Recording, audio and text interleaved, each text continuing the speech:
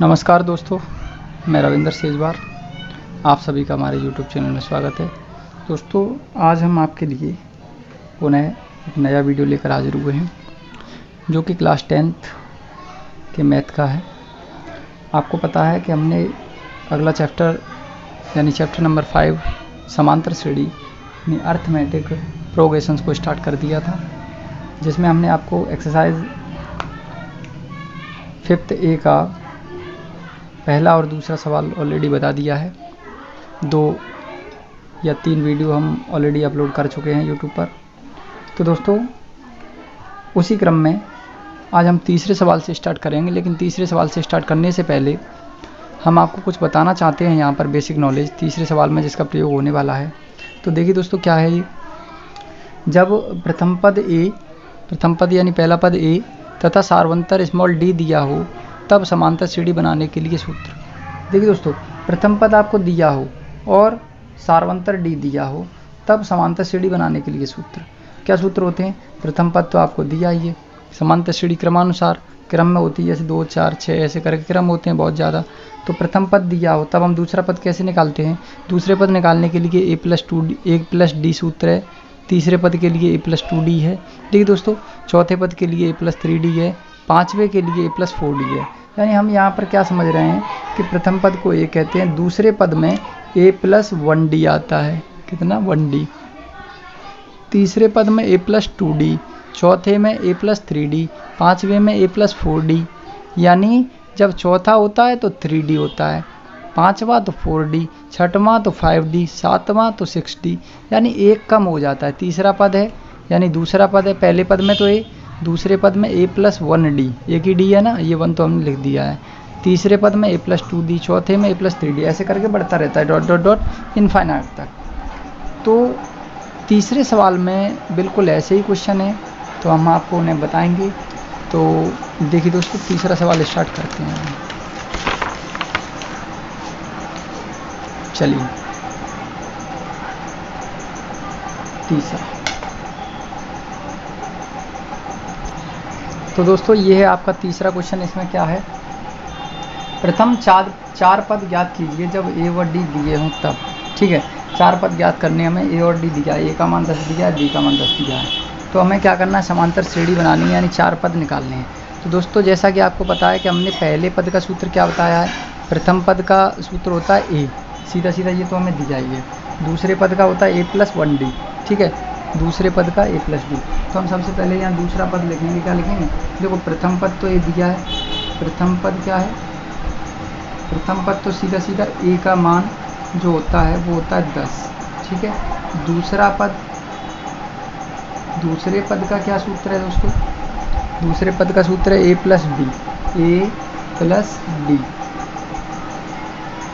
यानी a की value भी 10 है, d की भी 10 है, तो 10 + 10 यानी दूसरा पद आ गया 20। ठीक है, ऐसे ही अब तीसरा पद। तो तीसरे पद का सूत्र क्या है? तीसरा पद है तो तीसरे पद का सूत्र है दोस्तों a+2d। क्या है? a+2d। वैल्यू लगा दो, a की वैल्यू कितनी है? 10 है, प्लस 2 × d की वैल्यू कितनी है? 10 है। तो 10 ये प्लस 2 ढाई 20, तो 20 और 10 कितना होता है? 30। भाई तीसरा पद ये आ गया। चौथा पद, चौथा पद देख लीजिए, चौथा पद कितना है? चौथा पद है a+3d, a+3d लगा दीजिए वैल्यू। a की वैल्यू कितनी है? 10 है, प्लस 3 × d की वैल्यू 10 है, 10 × 30 और 10 40। दोस्तों, अगर आपने ऐसे कर दिया 10 और 3 13 और 13 का गुणा किया 10 में तो 130 आ जाएगा और गलत हो जाएगा। पहले क्या करते हैं? गुणा। तो 10 × 30 और 10 40। तो ये दोस्तों इस प्रकार से आपके पहला पद, दूसरा पद, तीसरा पद और चौथा पद टोटल मिला करके 4 पद आ गए। अगर 5 पूछता है तो पाँचवा पद भी हम लिख देंगे a+4d। ठीक है, इस प्रकार से हम इसको आसानी से कर सकते हैं। बहुत ही ईजी है, कोई दिक्कत नहीं है इसमें। 4 पद भी कह रहा था, 4 पद आ गए हमारे। 4 पद कौन कौन से आ गए? यानी समांतर श्रेणी के 4 पद कौन कौन से हैं? अतः चारों पद कौन कौन से हैं दोस्तों? पहला है 10, दूसरा 20, तीसरा 30, चौथा 40। हम इसी प्रकार से डॉट डॉट डॉट करके ये हमारी यहाँ समांतर श्रेणी बन जाती है। ठीक है, इसमें 4 पद पूछ रहा था, हमने चारों पद बिल्कुल आसानी से निकाल दिए हैं। तो दोस्तों उम्मीद करते हैं कि आपको ये भी क्वेश्चन बहुत आसानी से समझ में आया होगा। चलिए बढ़ते हैं दूसरे की तरफ। दूसरे में क्या दिया है, सेकंड में दिया है आपको ए की वैल्यू दी गई है -2 और डी की वैल्यू दी गई है 0। ये दिया गया है, ए की वैल्यू -2 और डी की वैल्यू 0। तो हम क्या करेंगे, प्रथम पद तो ये दिख ही रहा है, प्रथम पद है -2। दूसरे पद का सूत्र क्या होता है, यहाँ देख सकते हैं आप a प्लस डी, ए की वैल्यू -2, डी की वैल्यू 0। तो कितना आ गया दोस्तों पद, दूसरा पद कितना आ गया -2। तीसरा पद देखते हैं, तीसरा पद, तो तीसरे पद का सूत्र देख लीजिए, a प्लस 2d, एक कम हो जाता है, a प्लस 2d। तो a की वैल्यू -2 है, ये रही, d की है 0, 2 इंटू 0, 2 का 0 में 0, तो -2 ही आ गया तीसरा पद भी। ठीक है, तीसरा पद भी कितना आ गया दोस्तों, -2 ही आया, यानी कोई फर्क नहीं पड़ा है। चौथा पद और देखते हैं, चौथा पद क्या है, चौथा पद यहाँ देख लीजिए सूत्र a प्लस 3d। दोस्तों सेम आना है, a की वैल्यू -2 प्लस 3 इंटू डी की वैल्यू 0, तो 3 का 0 में 0, आंसर आ गया -2। दोस्तों 4 पद आ गए, पहला, दूसरा, तीसरा, चौथा, यानी इसके चारों पद बिल्कुल सेम आए। यहाँ लिखेंगे अतः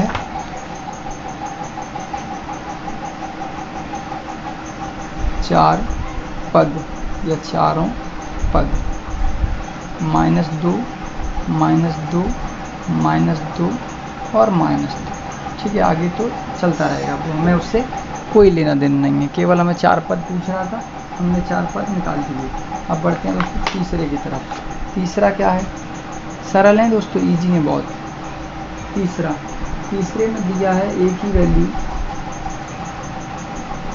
4 है, a की वैल्यू 4 और d की वैल्यू जो दे रहा है वो दे रहा है -3। ठीक है दोस्तों, d की वैल्यू दे रहा है -3, तो a की वैल्यू 4 है, हमें क्या करना है, प्रथम पद हमारा यही है, प्रथम पद कितना है 4, a का मान। अब दूसरा पद जो होता है वो होता है a प्लस डी। क्या होता है, ये लिखा है दूसरा पद क्या होता है, a प्लस डी। तो a प्लस डी, a की वैल्यू कहाँ है 4, d की वैल्यू कितनी है -3, प्लस लगा लो, d की जगह -3, तो प्लस माइनस क्या हो जाएगा, माइनस ही हो जाएगा।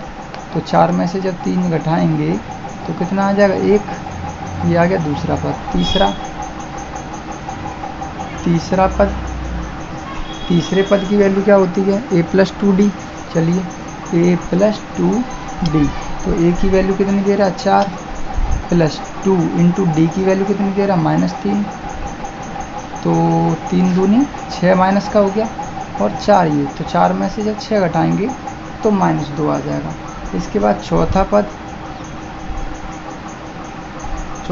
देखेंगे, तो चौथे पद का सूत्र देख लीजिए क्या होता है, a प्लस 3d,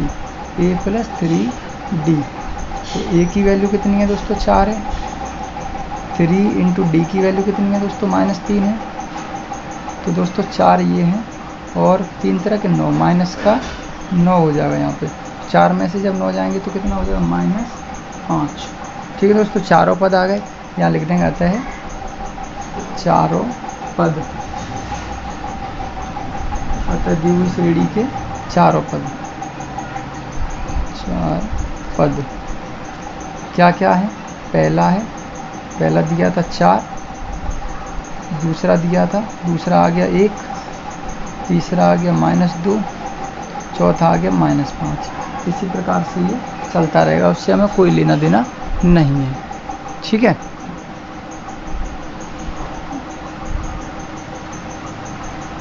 तो अब बढ़ेंगे दोस्तों आगे।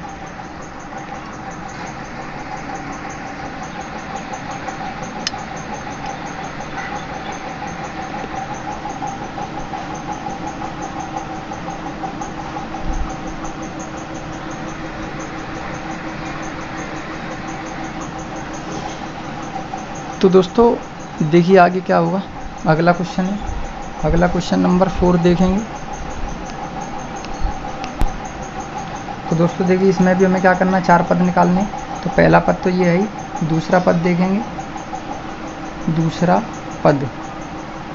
पद होता है दोस्तों, यहाँ देख लीजिए, दूसरा पद होता है a प्लस डी। तो a की जगह है -1.25 प्लस डी की जगह है, प्लस की जगह माइनस हो जाएगा 0.25। कितना है? 0.25। ठीक है, तो डी का मान था 0.25 और इसका मान था 1.25। दोनों जुड़ जाएंगे माइनस माइनस के, तो -1.50 आ जाएगा। ठीक है, दूसरा पद। तीसरा पद देखेंगे। तो तीसरा पद होता है, क्या होता है दोस्तों, a प्लस 2d। अब तो आपको जानना चाहिए तीसरे का होता है a प्लस 2d। a की वैल्यू -1.25 प्लस d की वैल्यू 2 इंटू डी की वैल्यू कितनी है, -0.25। ठीक है, तो -1.25 ये है, और माइनस 2 का गुणा जब इसमें करेंगे तो 25 दूनी 50 और 2 अंक बाद दशमलव लग जाएगा इतना। अब इसको जब ऐड करेंगे तो -1.75 आ जाएगा। ये आ गया आपका दूसरा पद। ठीक है, इसके बाद तीसरा, चौथा देखेंगे। तो चौथा पद क्या होता है दोस्तों, ये होता है a प्लस 3d। तो a की वैल्यू मालूम है कितनी है, -1.25 प्लस 3 इंटू डी की वैल्यू भी मालूम है -0.25। इतना है ना, गुणा करेंगे इसका तो कितना आ जाएगा, देखिए -1.25 तो दिया ही है, प्लस यहाँ माइनस हो जाएगा, 25 × 75 यानी 0.75। ठीक है, अब जब इसका गुणा करेंगे तो गुणा करेंगे दोस्तों इसका, जोड़ेंगे जब इन्हें, तो ये पूरा आ जाएगा कितना, 2 - 2.00 कितना आ जाएगा। तो चारों पद निकल आए दोस्तों। यहाँ हम लिख सकते हैं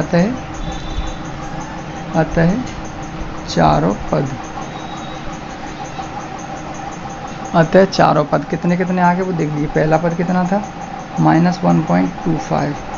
दूसरा कितना निकल के आया, -1.50। तीसरा कितना आ गया, तीसरा आया -1.75। चौथा कितना आ गया, -2.00। ये दोस्तों आपके 4 पद आ गए। ठीक है, अब हम बढ़ेंगे आगे। तो दोस्तों देखिए पाँचवें में क्या है, पहला पद दिया है ये और सार्वंतर दिया 1/2। तो प्रथम पद, अब हम दूसरा पद निकालेंगे। प्रथम पद तो ये होता है कि दूसरा पद a की वैल्यू -1 प्लस d की वैल्यू है 1/2। तो दोस्तों 2 × 1 = 2, -2 में से जब 1 जाएगा तो -1/2 पहला पद आ जाएगा। दूसरा a की जगह -1 प्लस 2 इंटू डी की जगह कितना, 1/2। 2 से 2 कट गया और 1 -1 और +1, ये आ जाएगा 0। ठीक है, अब देखेंगे तीसरा हो गया चौथा। तो चौथे में a प्लस 3d, तो -1 कितनी है, 1/2। तो कितना आ जाएगा, -1 प्लस 3 × 1 = 3/2। तो 2 × 1 2 यानी -2 में से +3 यानी 1/2। ये आ गया दोस्तों। तो अब हम यहाँ लिख देंगे चारों पद कितने आ गए।